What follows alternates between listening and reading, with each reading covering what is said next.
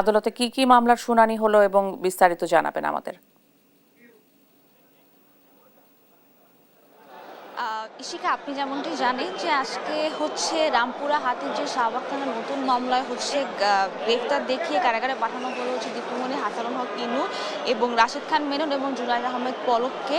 এবং সেই সাথে আরেকটু যদি জানিয়ে দিতে চাই যে হচ্ছে জুনায়েদ আহমেদ পলককে কিন্তু আজকে আদালতে আনানো হয়নি, বাকি তিনজনকে হচ্ছে আদালতে আনানো হয়েছে এবং এরপর হচ্ছে তাদেরকে গ্রেফতার দেখিয়ে কারাগারে পাঠানোর হচ্ছে আবার নির্দেশ দেওয়া হয়েছে এবং তাদেরকে কিন্তু নতুন মামলায় হচ্ছে গ্রেফতার দেখানো হয়েছে।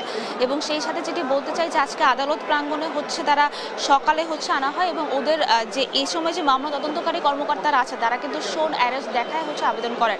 এই শেষ সাথে এই যে মামলাগুলো, যেই নতুন মামলাগুলো সেগুলো যদি আমি একটু বলতে চাই, সেটি হচ্ছে যে হাতিরঝিল থানায় 2018 সালে বিএনপি চেয়ারপারসন বেগম খালেদা জিয়া গাড়ি বহরে মামলা, হত্যা চেষ্টা মামলায় হাসানুল হক ইনু এবং রাশেদ খান মেননকে গ্রেফতার দেখানোর আবেদন করা হয়। এছাড়া জুলাই আগস্ট গণঅভ্যুত্থানে রামপুরায় হত্যা মামলাকে হাসানুল হক ইনুকে গ্রেফতার দেখানো হয় এবং সেই সাথে শাহবাগ থানার হত্যা মামলায় দীপুমণি এবং জুনায়েদ আহমেদ পলককে গ্রেফতার দেখানো হয়।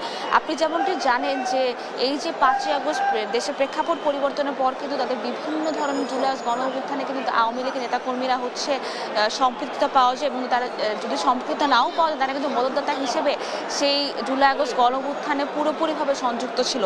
তো সেই সাথে হচ্ছে আজকে এই পর্যন্ত এদেরকে গ্রেফতার দেখায় হচ্ছে কারাগারে পাঠানোর নির্দেশ দেওয়া হয়েছে এবং সেই সাথে আরেকটু যদি জানিয়ে দিতে যে আজকে কিন্তু সুমই কায়সারকেও আদালতে ওঠানোর কথা রয়েছে।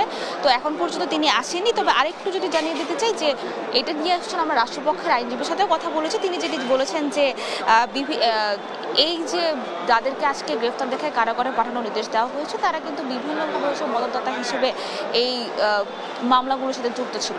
তো এই ছিল সর্বশেষ খবর নিম্ন আদালত থেকে। ইশিকা। সাবরিনা, অনেক ধন্যবাদ আপনাকে।